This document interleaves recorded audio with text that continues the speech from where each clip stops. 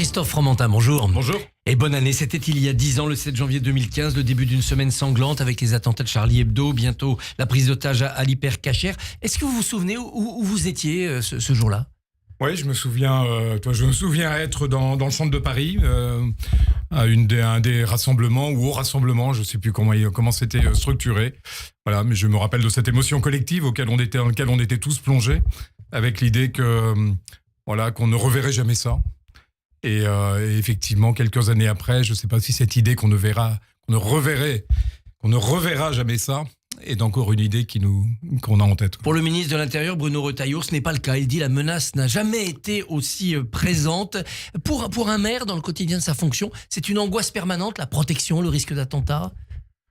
Bah oui, ça on a des lieux de culte, on a des écoles, on est en plus à Neuilly, une ville particulièrement emblématique. Donc on vit avec cette angoisse que une initiative totalement erratique vienne commettre un acte terroriste. Donc on est extrêmement vigilant, on a 500 caméras, on a une police municipale articulée avec la police nationale, on met des mesures de protection dès qu'il y a la moindre alerte. Il n'y a pas de risque zéro, mais il y a quand même beaucoup de moyens d'action, parce que ça, il y a 10 ans, les caméras, tout ça, c'était débattu, contesté, etc.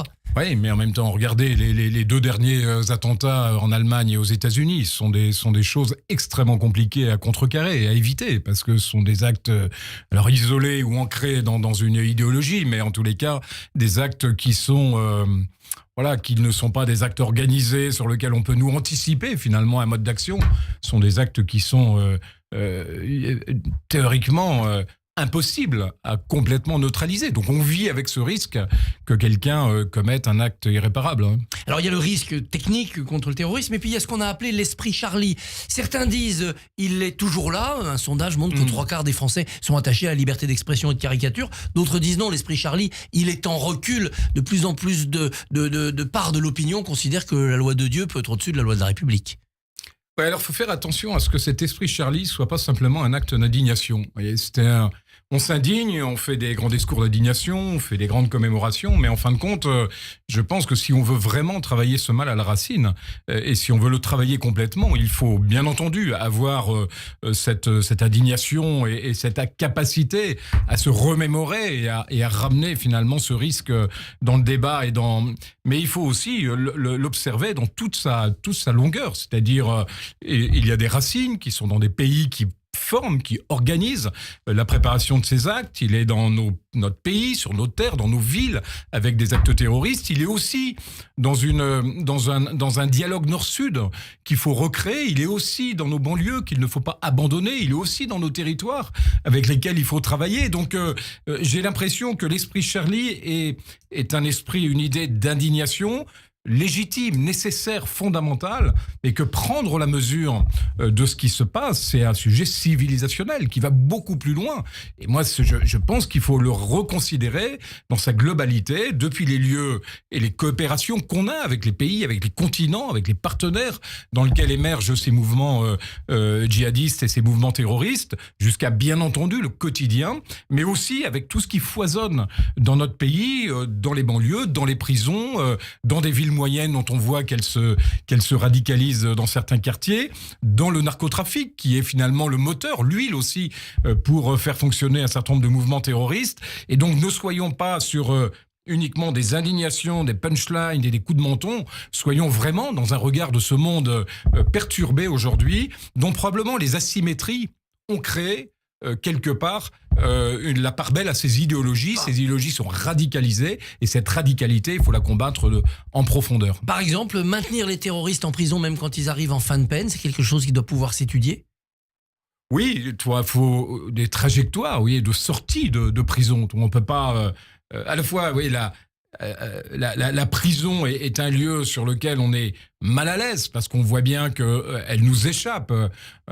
Quand on regarde des reportages sur les prisons, on voit bien combien les téléphones, la drogue, tout ça circule. Et du coup, on appelle aussi, on l'a souvent évoqué avec ce qui s'est passé à Marseille, la capacité à commanditer des actes criminels, des assassinats, mais pourquoi pas des actes terroristes également. Donc, à partir du moment où on a des foyers de foisonnement comme ça, de la radicalité, on peut imaginer que quelqu'un qui sort de prison sorte remonté à bloc et ne sorte pas accompagné, apaisé pour finalement avoir aussi un autre comportement. Vous le disiez aussi, c'est au cœur des villes, c'est au cœur des quartiers. Le ministre de l'Intérieur veut mener une action contre les frères musulmans, contre leur séparatisme. Est-ce que les élus locaux ont leur rôle à jouer ?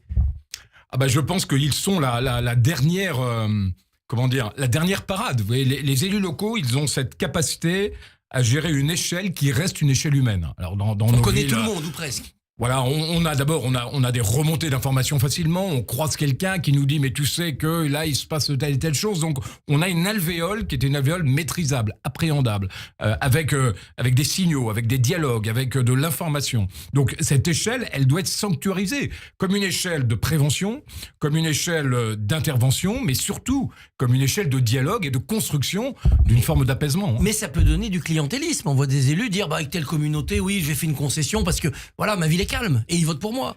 Ouais, alors ça c'est un calcul extrêmement dangereux. Effectivement, le clientélisme est un risque, mais voilà, je pense qu'aujourd'hui les maires clientélistes et voilà, on en a tous quelques-uns en tête, n'ont pas duré. N'ont pas duré, parce qu'en fin de compte, ce système, il n'a qu'un temps. Vous voyez, une fois que que la clientèle, elle demande toujours plus.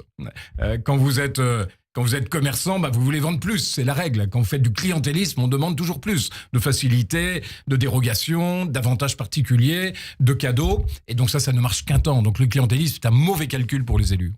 Le budget, le chantier, le gouvernement s'y attelle en commençant par tendre la main au Parti socialiste. Les propos d'Éric Lombard, le ministre de l'économie, sont clairs. Est-ce que c'est la bonne stratégie ? De toute façon, je pense que dans le contexte actuel, il n'y a pas de bonne stratégie. Il y a une espèce de compromis. Ce que j'espère, c'est que finalement, l'idée d'aller au vote du budget ne se fera pas contre des dérapages inconsidérés, parce que c'est la tentation, c'est de dire finalement le peu de courage qu'on peut avoir, elle passe par finalement un budget raisonnable, mais avec le risque du 49.3. Vouloir aller au vote, c'est vouloir finalement faire des compromis qui vont coûter 5, 6, voire davantage points de déficit public. Donc il ne faut pas aller au vote et puis gérer le pays à la semaine par ordonnance ? Moi, je pense qu'il faut aller vers une négociation sur laquelle le gouvernement pose, même si c'est extrêmement dur et risqué, des lignes rouges sur au moins 5%, sur au plus 5% de déficit public. Et soyons conscients que on n'aura pas un budget entre guillemets d'avenir. On aura un budget qui nous fait patienter jusqu'à ce qu'on ait un rendez-vous politique qui puisse remettre, des présidentielles qui puissent remettre finalement dans le débat une perspective politique avec son outil budgétaire. Et aujourd'hui, moi je vois mal, vous voyez, comment on peut faire un bon budget. On va essayer de passer pour tenir 2 ans en limitant les dégâts. Certains disent il faut accélérer l'échéance présidentielle, qu'elle vienne plus vite. C'est votre point de vue ? Je suis partagé parce en même temps, oui, nos institutions donnent une forme de stabilité. Donc, je suis plutôt enclin à la stabilité, à dire il faut respecter les échéances. Et en même temps, le temps joue contre nous. Le temps joue contre nous parce que finalement, ces non-budgets ou ces budgets d'attente qu'on va avoir peut-être en 2025 et en 2026, on voit combien c'est difficile déjà en 2025 et combien il sera difficile de rétroagir si on vote un budget en février. Combien finalement ce temps nous coûte parce que le monde avance, parce que des pays se développent, parce que nos entreprises souffrent, parce que les gens doutent, parce qu'ils épargnent au lieu d'investir. Et donc 2 ans de perdu, c'est catastrophique. Mais une campagne présidentielle anticipée par démission, c'est 30 jours de campagne. C'est pas sérieux pour un débat. Non, on peut pas non plus, parce qu'en même temps, il faut arriver dans une campagne présidentielle avec une nouvelle vision, avec des idées nouvelles, avec une mise en perspective. Vous voyez, par exemple, moi je pense que le budget, on devrait le construire non plus sur un système annuel, mais un système de 3 à 5 ans. Au lieu d'avoir des budgets tous les ans et d'avoir des lois de finances programmatiques, il faudrait mieux avoir un budget de 3 à 5 ans avec finalement des lois de finances annuelles rectificatives. Parce que ce qui nous tue, ce qui nous condamne, c'est finalement cette annualisation, ce budget court-termiste qu'on enchaîne et qu'on empile. Et donc on dirait à un candidat au présidentiel, tu dois présenter au moment de ton projet un budget à 5 ans. Pour d'abord avoir le temps de faire des évolutions, de faire des véritables changements structurels, et en même temps tu rectifieras à la marge dans une proportion maximum de 5-10% chaque année ton budget. Mais avoir une trajectoire. Et dans n'importe quelle entreprise, dans n'importe quel ménage, on se crée une trajectoire. On ne rejoue pas notre budget familial ou notre budget d'entreprise tous les 6 mois ou tous les ans. Économie facile, les collectivités locales. C'est ce qu'on a entendu. Ouais, alors ça c'est extrêmement dangereux parce que la grande tentation du gouvernement depuis le rapport Woerth, mais ça a été le cas également dans un rapport de la Cour des comptes, c'est d'indexer le budget des collectivités, les budgets des collectivités au budget de l'État, ce qu'on appelle le couloir de recettes. C'est-à-dire en fin de compte, on fait qu'un seul budget. Comme aujourd'hui, malheureusement, l'essentiel des ressources des collectivités locales, ce sont des transferts de l'État. L'État dit, écoute, moi je vais calculer tes dotations, mes transferts à l'aune de mes performances. Et donc là où les collectivités sont bien gérées, le gouvernement est très tenté, l'État est très tenté d'indexer son budget sur celui des collectivités pour faire un système de vase communicant en disant écoute, moi je suis mauvais gestionnaire, toi t'es bon gestionnaire, donc comme tu dois, je crois, 52% de tes recettes à des transferts, bah, je vais diminuer mes transferts pour ajuster mon budget. Ça c'est un mécanisme extrêmement dangereux, ce que ça veut dire que l'État entraîne les collectivités dans sa mauvaise gestion. Et le deuxième point sur lequel il faut être très vigilant, c'est que tous les engagements de non-augmentation des impôts de la part de l'État, elles s'accompagnent en douce de transferts de compétences ou alors d'incapacité à assurer ses missions. On parlait de la police tout à l'heure. Oui, le fait que depuis des années, il n'y a pas d'investissement sur la police fait qu'on augmente nos polices municipales pour compenser. Mais ce transfert, finalement, il n'est pas compensé par l'État. C'est nous qui le prenons sur nos propres budgets. Et donc cette idée de dire non, nous l'État, on n'augmente pas les impôts, mais on laisse aux collectivités de plus en plus de responsabilités et de charges pour compenser celles qu'on n'assume plus, c'est un double calcul qui sont extrêmement dangereux. Interroger les Français, leur demander de trancher des débats, c'est-à-dire faire des référendums. Emmanuel Macron l'a esquissé lors de ses vœux, c'est une bonne idée ? Non. Bah non, parce que de toute façon, c'est souvent évoqué, les référendums n'adressent pas la question sensible qu'ils sont censés adresser. On répond à celui qui la pose. Il y a 3 référendums, 3 sujets qui seraient possibles aujourd'hui, me semble-t-il, mais que je suis contre le principe du référendum, mais qui serait tentant plutôt. Il y a les retraites, mais bon, le résultat est connu. Bien sûr. Et il serait dramatique. Il y a l'immigration, mais là aussi, est-ce qu'on a besoin d'un référendum pour constater les difficultés et adresser des solutions? Je ne pense pas. Et le troisième, qui est peut-être le plus tentant et le plus dangereux, c'est la proportionnelle.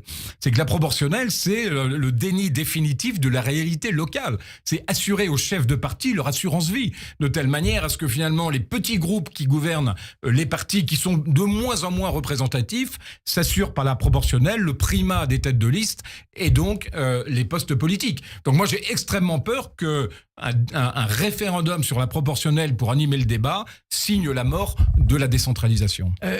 Une minute pour nous dire ce que va être l'année 2025 à Neuilly. Alors elle est l'émergence d'un grand projet qui est la fin ou les derniers jalons de l'avenue Charles de Gaulle, qui est ce jalon entre Paris et la Défense, qui est cet axe majeur dessiné par le nôtre au XVIIe siècle, et dont je suis convaincu vous voyez, de l'iconographie. C'est-à-dire que je pense que nos villes, elles tiennent beaucoup aussi par cette iconographie, par ces vacuums, par ces images très fortes, et que cet axe qui va des Tuileries à la Défense et au-delà, finalement, il s'est délabré, il s'est désynchronisé au fil des siècles. Et moi, j'amène mon jalon en refaisant l'avenue Charles de Gaulle, en mettant 10 hectares d'espace public.